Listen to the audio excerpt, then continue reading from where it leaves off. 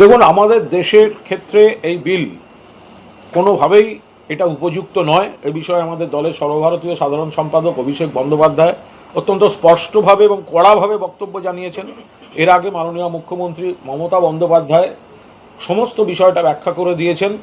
বাকিটা সংসদের রণনীতি, তারা মমতা বন্দ্যোপাধ্যায়, অভিষেক বন্দ্যোপাধ্যায় তারা ঠিক করে দেবেন। বিষয় হচ্ছে যে এইটা আমাদের দেশে প্রযোজ্য হতে পারে না। এতগুলো রাজ্য, ফেডারেল স্ট্রাকচার, এক একটা রাজ্যের ইতিহাস, ভূগোল, পলিটিক্যাল কেমিস্ট্রি সব এক এক রকম। এখানে একসঙ্গে ভোট হতে পারে না। 2 নম্বর হচ্ছে যে এক একটা ভোটের এক একটা অভিমুখ। আমাদের দেশে আপনি একটা ভোট দেবেন, তারপর 5 বছর সেই সরকার চলবে, এর কোনো গ্যারান্টি আছে? মহারাষ্ট্রে আগেবার মাঝপথে সরকার ভেঙে বিজেপি একটা সরকার গড়ে দিল। তাহলে আপনি যে এক দেশ এক ভোট করবেন, যদি অন্তর্বর্তী ভোট হয়, এইভাবে আমাদের দল খুব কড়াভাবে বিশ্লেষণ করছে এবং যথাযথভাবে সংসদে তাদের দায়িত্ব পালন করবে।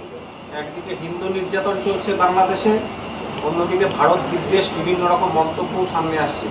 এই পরিস্থিতিতে জাতীয় নাগরিক কমিটির নেতার এক মন্তব্য সামনে এসছেন। তিনি বলছেন শোষণের দৃষ্টি থেকে তাকালে চোখ উপড়ে ফেলার হুমকি দিয়েছেন তিনি। জাতীয় নাগরিক এইসব হিংসাত্মক কথাবার্তার কোনো উত্তর হিংসা দিয়ে আমরা দিই না। আমাদের পরিষ্কার কথা, বাংলাদেশে যেগুলো চলছে উদ্বেগজনক, যেসব কথাবার্তা সংলাপ আসছে অত্যন্ত আপত্তিকর, সোশ্যাল মিডিয়ায় মানুষের ভাবাবেগ বিঘ্নিত হচ্ছে, প্ররোচিত হচ্ছে, কিন্তু রাজ্য সরকারের কিছু করার নেই, কারণ ওটা আন্তর্জাতিক ইস্যু, এটা মুখ্যমন্ত্রী বারবার বলেছেন। কিন্তু আমরা বিস্মিত যে কেন্দ্রীয় সরকার, ভারত সরকার যথাযথ ব্যবস্থা নিচ্ছে না। বাংলাদেশ থেকে একের পর এক অশুভ খবর আসছে, বাজে খবর আসছে, প্ররোচনামূলক, বিদ্বেষমূলক সংলাপের খবর আসছে। আটকে রাখা হচ্ছে বিনা বিচারে আমাদের চিন্ময় কৃষ্ণ প্রভুকে, সন্ন্যাসীকে। কার্যকরী কোনো পদক্ষেপ কেন্দ্রীয় সরকার ধরতে হবে, আর যেগুলো অ্যাপ্রুভ করার দায়িত্ব হচ্ছে কেন্দ্রীয় সরকারে, তাদের আরও সতর্ক হতে হবে। যে বাংলাদেশের পরিপ্রেক্ষিতে এটা একটা উদ্বেগজনক ব্যাপার যে অনেকেই তো সীমান্তের এপারে ঢুকতে চাইছে, তারা যদি জাল পাসপোর্টটা পেয়ে যায়, আধার কার্ড, ভোটার কার্ড সব পেয়ে যায়। এটা তো চিরকালের সমস্যা, এটা তো বামফ্রন্ট জমানা থেকেই সমস্যা, এটা তার আগের থেকে সমস্যা, এটা তো আজকের সমস্যা নয়। আজকে বরং অনেক ব্যাপারটাকে কমানো যাচ্ছে। যখন সিপিএমের সময় ঘটেছে, তো তখন তো এই জাল পাসপোর্ট, অমুক তমুক, ঢুকিয়ানা, এগুলো নিয়ে আমাদের নেত্রী মমতা বন্দ্যোপাধ্যায়ও বারবার সরব হয়েছেন। আর সীমান্তটা পাহারা দেওয়ার দায়িত্ব কেন্দ্রীয় সরকারের, অমিত শাহের দপ্তর, অমিত শাহের বাহিনী, বিএসএফ, তাদের। রাজ্য পুলিশ এটার মানে পাহারা দেয় না, সীমান্ত পাহারা দেয় না। আপনি জলপথে আসুন বাংলাদেশ থেকে, বা স্থলপথে আসুন, বা আকাশপথে আসুন, গোটাটাই চেক পয়েন্টটা হচ্ছে কেন্দ্রীয় এজেন্সিগুলোর আন্ডারে। ফলে তাদের আরও সতর্ক থাকতে হবে। আর মালদার একটা ঘটনা যে কালিয়াচকে রেশন ডিলারের কাছে দেখা যাচ্ছে যে রেশন কার্ডের মাধ্যমে যে ব্যবসা চালাচ্ছে, সব জাল রেশন কার্ড তৈরি হচ্ছে।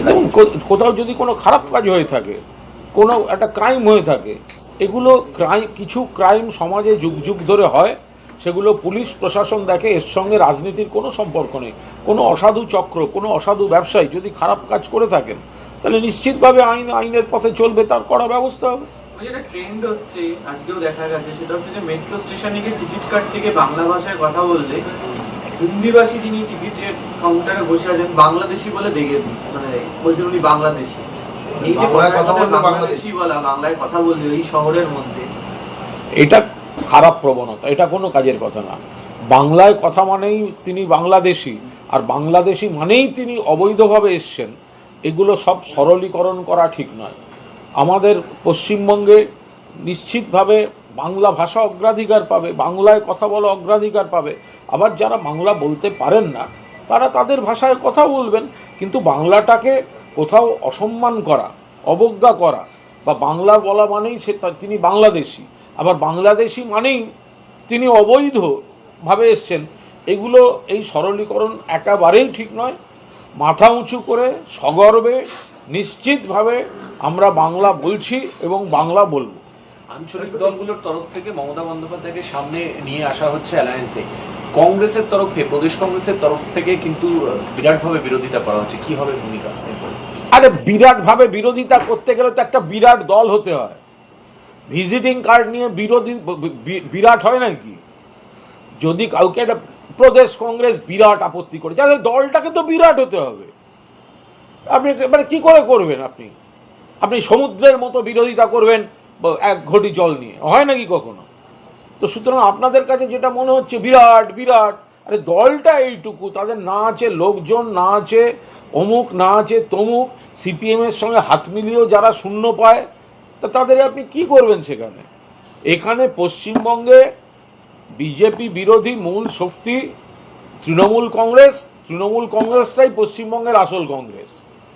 তো সুতরাং মানুষ অনেক দিন আগে থেকে এইসব স্বীকৃতি দিয়ে দিয়েছে। আর জোট রাজনীতি যখন দেখা যাচ্ছে বাংলায় মমতা বন্দ্যোপাধ্যায়ের নেতৃত্বে বিজেপিকে রুখে দেওয়া গেছে, আরে ঝাড়খণ্ডে হেমন্ত সোরেন রুখে দিয়েছে, আর কংগ্রেসের যেখানে রোখার দায়িত্ব হরিয়ানা, মহারাষ্ট্র, এগুলো কংগ্রেস ফেল করছে। তো সেই কারণেই একেবারে পরীক্ষিত যার হাতে বিজেপিকে রুখে দেওয়া যাবে, মমতা ব্যানার্জির নামটা সামনে চলে আসছে, তাতে কংগ্রেসের এত গায়ের জ্বালা কিসের? অতীতটা দেখুন না, যখন আমি বেশি অতীতে যাচ্ছি না, যদি মাঝামাঝিতেও আসি, 96 সালে 13 দিনের বাজপেয়ী সরকার পড়ে গেল, দেবেগৌড়া সরকার হলো, বা তার আগে জ্যোতি বসুকে অফার করা হলো আপনি প্রাইম মিনিস্টার হন। তো কংগ্রেস তো তখন বড় দল ছিল, বিরোধীদের মধ্যে কংগ্রেস তো বড় দল ছিল, তাহলে কংগ্রেসকে জ্যোতি বসুর নাম বলতে হয়েছিল কেন? কংগ্রেসকে তখন তো পশ্চিমবঙ্গে জ্যোতি বসু মুখ্যমন্ত্রী, তো যার বিরুদ্ধে কংগ্রেসের লড়াই ছিল তখন তো তৃণমূল জন্ম নেয়নি। তো কংগ্রেসই তো বলেছিল জ্যোতি বসু প্রধানমন্ত্রী হোক, তারপরে দেবেগৌড়াকে করা হলো, তারপর আইকে গুজরালকে করা হলো। অর্থাৎ বড় দল হলেই জোট রাজনীতিতে সে নেতৃত্ব দেবে না, বড় দল নয়, বড় মুখ, গ্রহণযোগ্য মুখ, অভিজ্ঞ মুখ, দক্ষ মুখটা বড় কথা। তো কংগ্রেস সেই বাস্তবটা স্বীকার করে নিলেই পারে। এটা যে বাগুইয়াটির ঘটনা নিয়ে কাউন্সিলরের বিরুদ্ধে নিত্য নতুন অভিযোগ আসতে শুরু করেছে এবং তাকে এখনো অবধি পুলিশ গ্রেপ্তারও করে উঠতে পারেনি।